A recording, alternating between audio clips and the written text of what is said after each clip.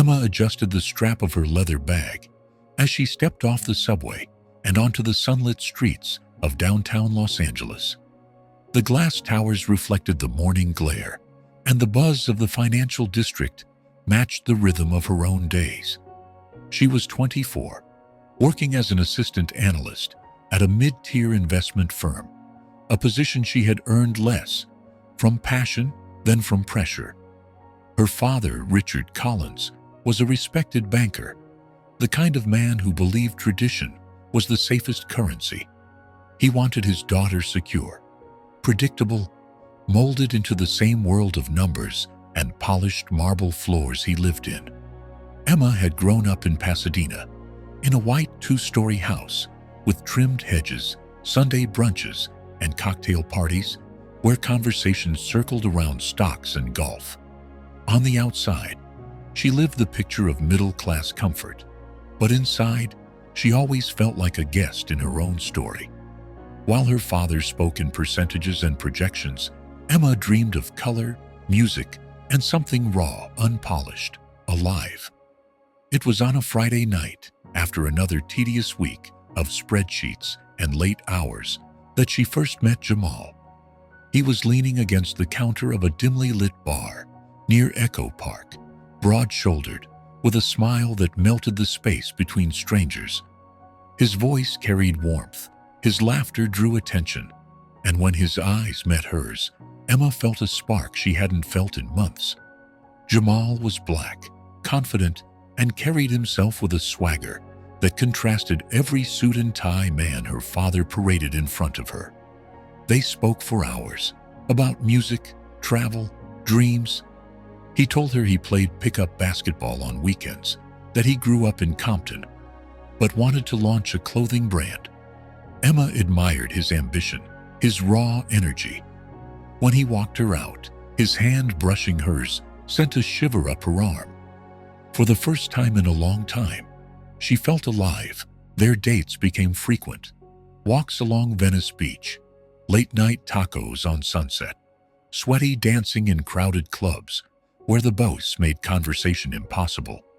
But eyes did all the talking. Emma ignored her father's calls those nights. She didn't want to hear the inevitable lecture. Richard Collins had made his opinion clear years ago, in subtle digs. Those people don't share our values. Be careful who you bring home. She had nodded then, silently rebelling, knowing deep down her heart was steering elsewhere. With Jamal, passion burned fast, too fast. Soon the cracks showed, texts unanswered, nights where he vanished with vague excuses, rumors from friends about other women. One evening, when Emma stopped by his apartment unannounced, she found him laughing on the couch with two girls draped over him, their drinks spilling, his hands careless. He didn't even look guilty, only annoyed at being caught. Emma left without a word, her chest hollow, the city lights blurring through her tears. But she couldn't stay away from the pull she felt. Weeks later, she met Marcus at a rooftop party downtown. He was darker, sharper, his tattoos creeping from under his shirt, his grin dangerous. He smelled of cologne and risk. Her friends warned her he ran with a crew, maybe gang ties, maybe worse. Emma didn't care. She wanted to feel something, anything, other than the emptiness Jamal had left. Marcus gave her that. Nights filled with adrenaline, the roar of his car on deserted streets, his arm around her waist in smoky clubs, where everyone seemed to know his name. There were moments of heat, of stolen kisses against brick walls, of his hand tangled in her hair under the neon glow. But the danger was real too. Police sirens, sudden disappearances, hushed phone calls. Once, when she pressed him about where he had been, his smile turned cold, and she saw a shadow in him that scared her. Still, she kept going back, pulled by the thrill, even as she knew it was a fire that could burn her whole. Emma spent the following weeks caught between exhaustion and longing. Work piled up on her desk, endless spreadsheets and meetings where older men in suits droned about quarterly growth. She showed up on time, wore her neat blouses, kept her hair tied back, and smiled at clients who never remembered her name. Yet every evening, when the office emptied and the city lights flared to life outside the glass walls, she found herself restless, unwilling to go straight home. Marcus still lingered in her orbit. He had a way of making her feel like the world bent around him, the way bouncers waved him past lines, the way bartenders poured extra shots without asking, the way his hand claimed her waist like possession. For a while, Emma mistook that for love. But soon the danger pressed closer. She noticed the bruises on his knuckles, the cash folded too thick in his pockets, the strangers who eyed her with suspicion when she walked beside him.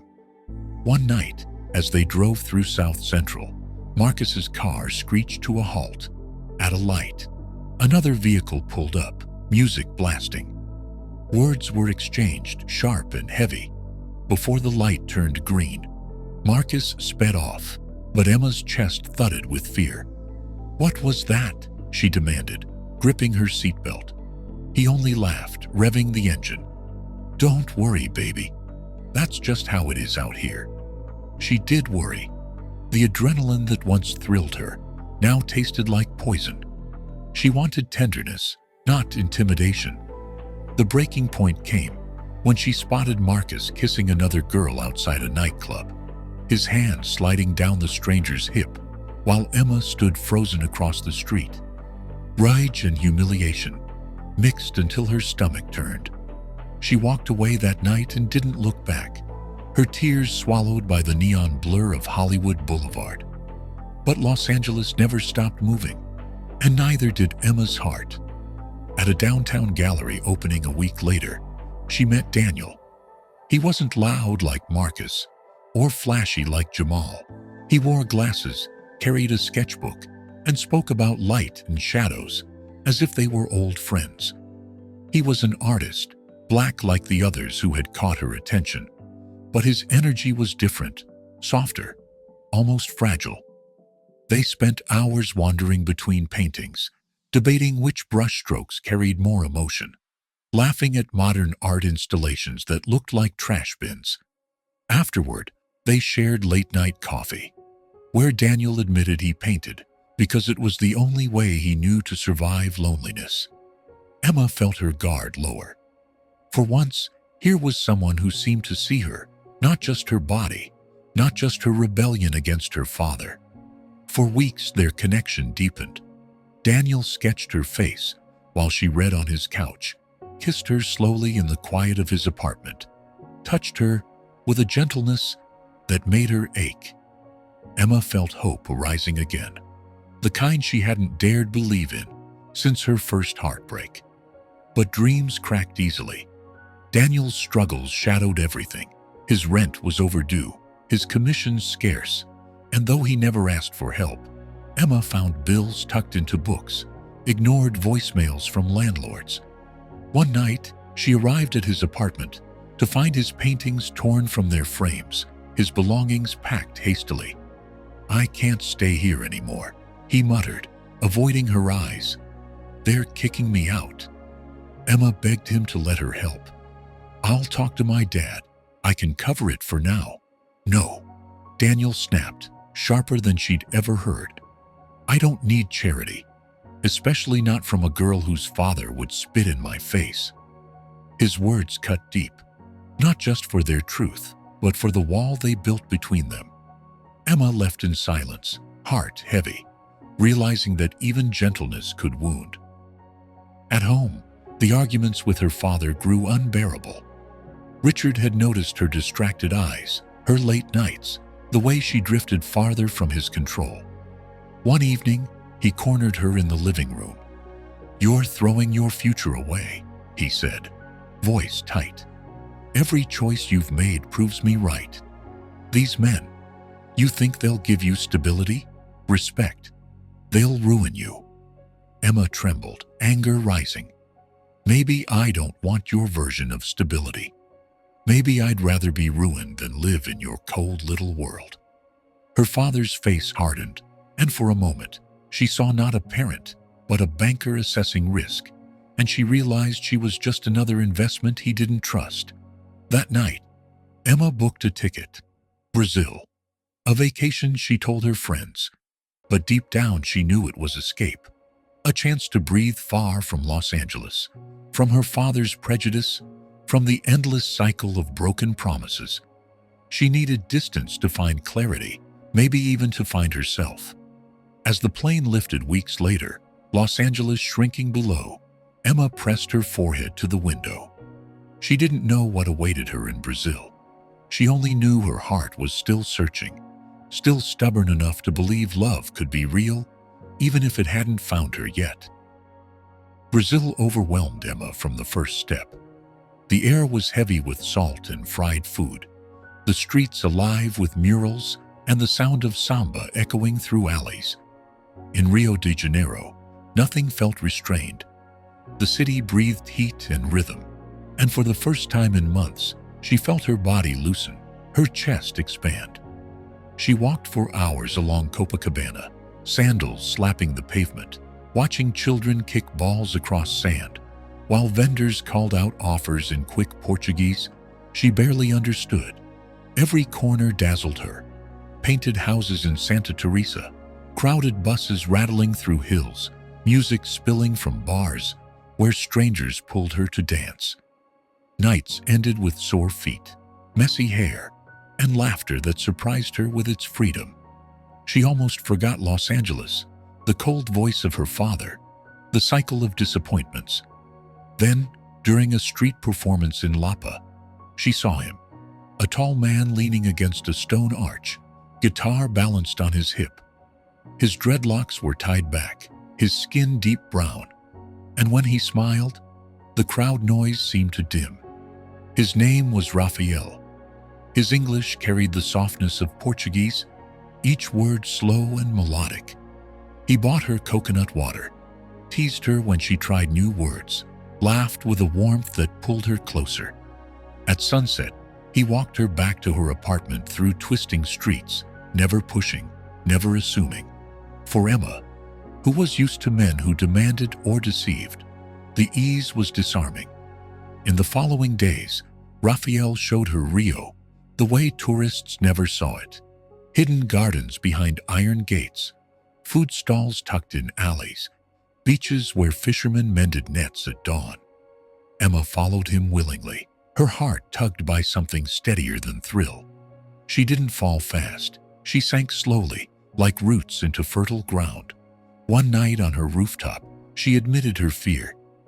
"Every time I trust, I get broken. I don't know if I can do this again." Raphael didn't promise forever. He strummed his guitar and said quietly, "Then don't. Just be here now. Tonight is enough." His honesty soothed her more than any declaration could. Their closeness grew naturally, hands brushing as they shared mango slices, laughter that slipped into kisses, his arm draped over her shoulders as waves crashed. When desire finally overcame hesitation, it was in her apartment with rain falling outside. Raphael touched her as if she were a song to be learned slowly, every note deliberate. Emma felt heat, tenderness, and a depth she had never known.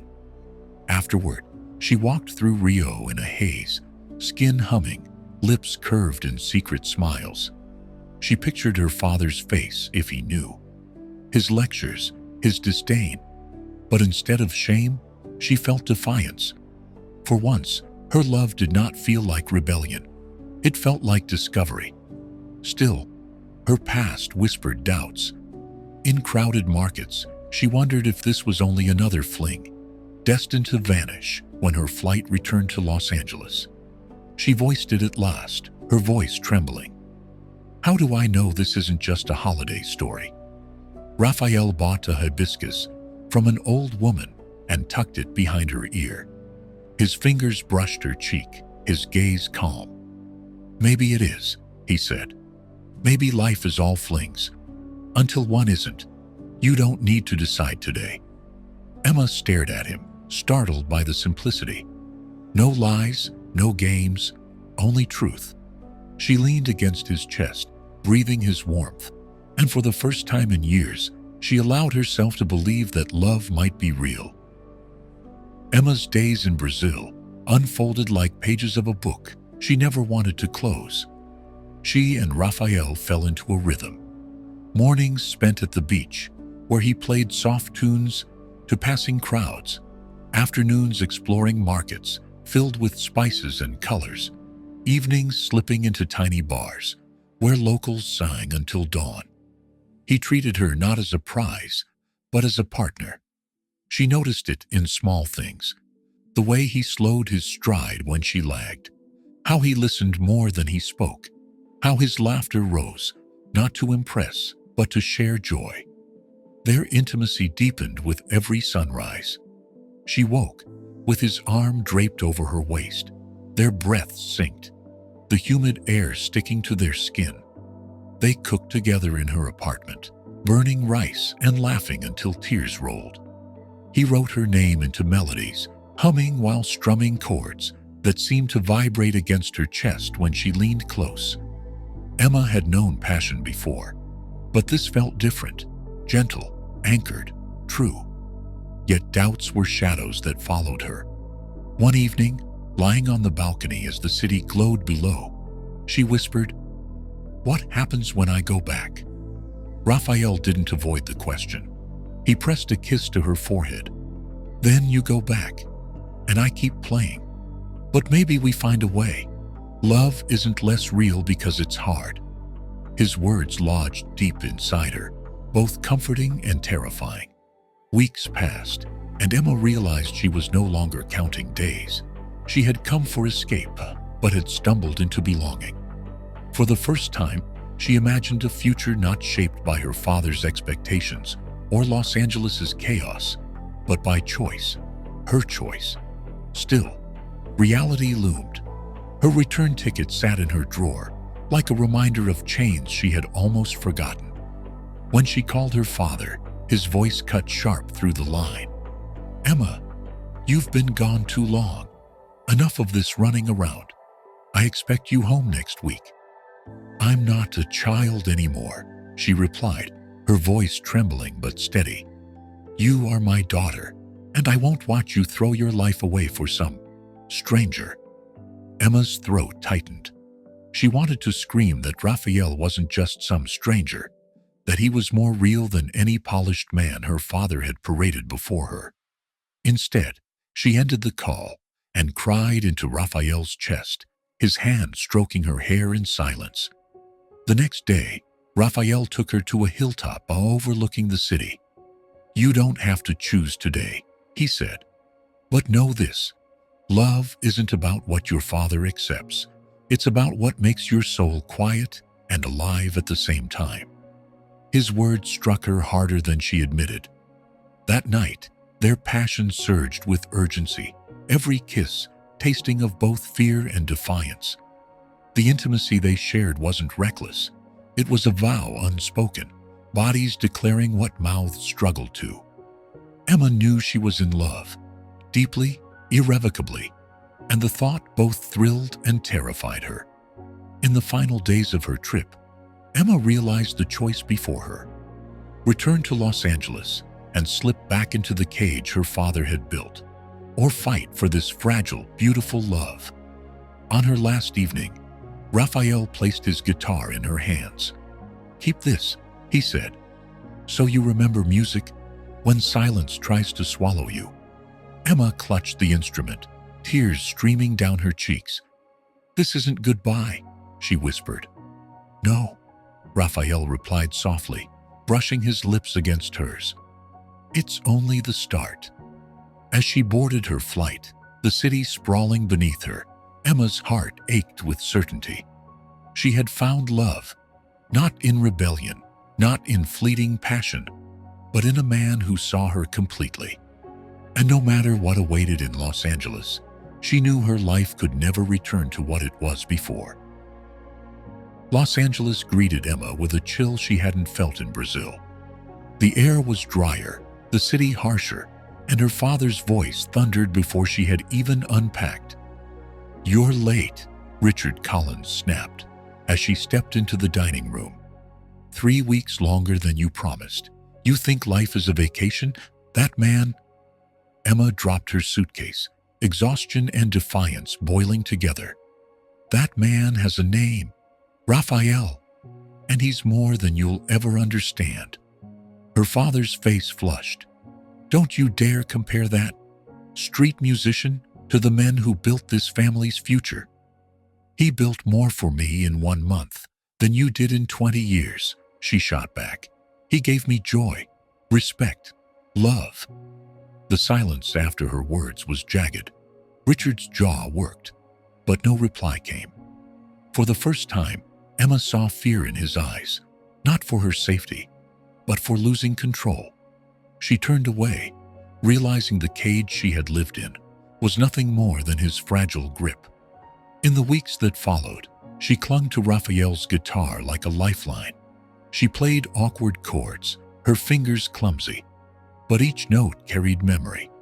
Calls with Raphael became her nights, grainy video chats, laughter over broken Wi-Fi, whispered promises before sleep. Distance was cruel, but it didn't break them. If anything, it hardened her resolve. Friends questioned her, co-workers raised brows, and her father attempted bribes of better matches. But Emma no longer sought approval. She remembered the warmth of Rio, the calm in Raphael's gaze, the way his words stripped fear from her heart. Nothing in Los Angeles could erase that. Months passed before Raphael saved enough for a ticket.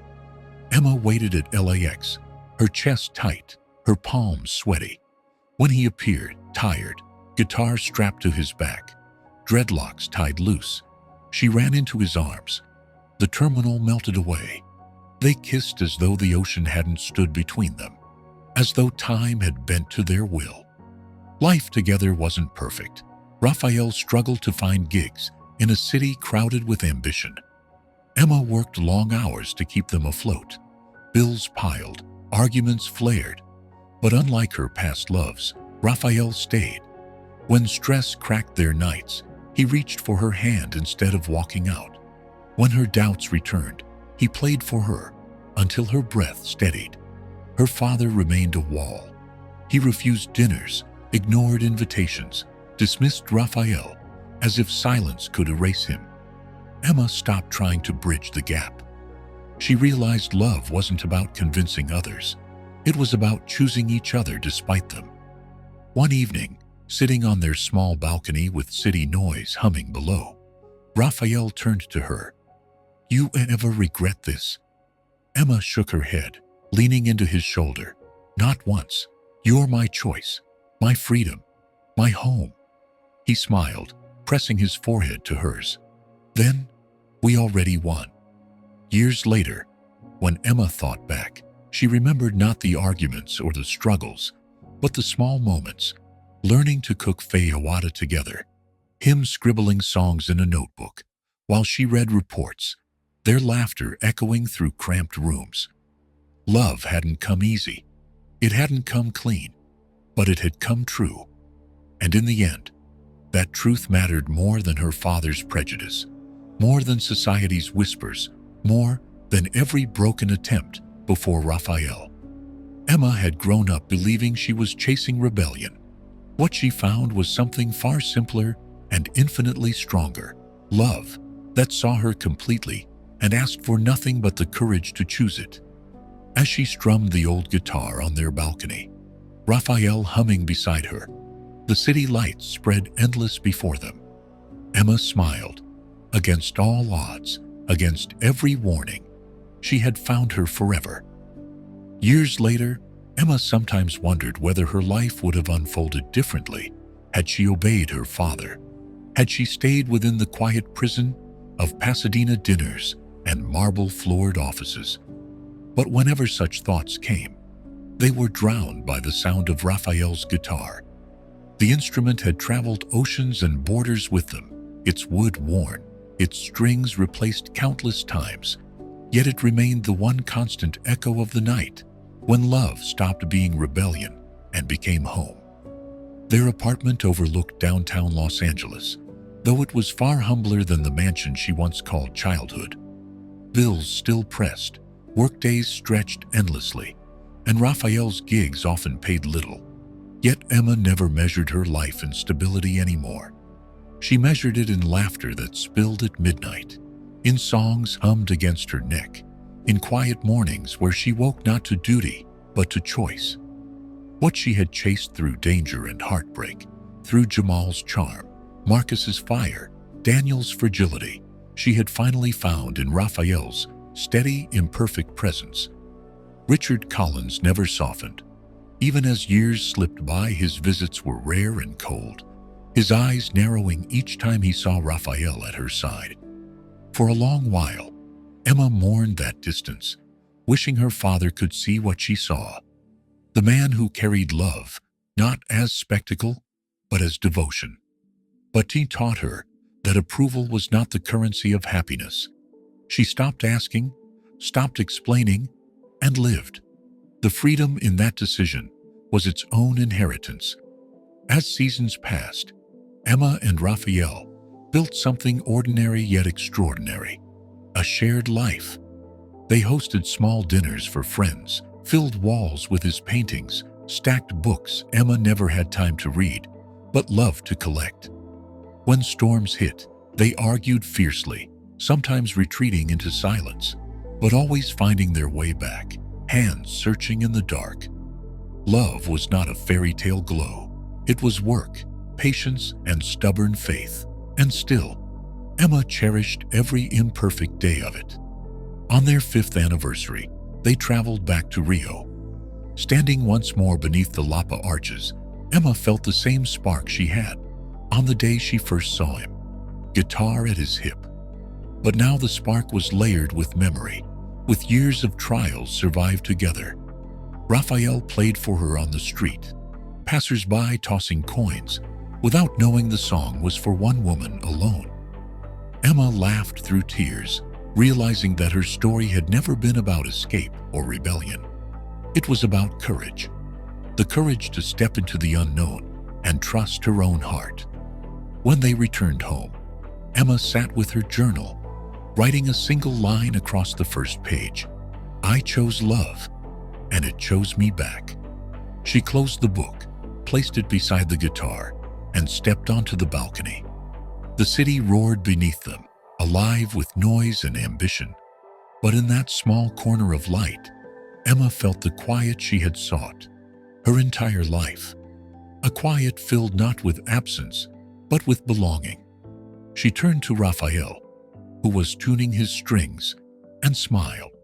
The years ahead were uncertain, perhaps even difficult, but she no longer feared uncertainty. For the first time, she felt whole. And as music drifted into the night, Emma knew the epilogue was not an ending at all, but the beginning of the life she had always been meant to live.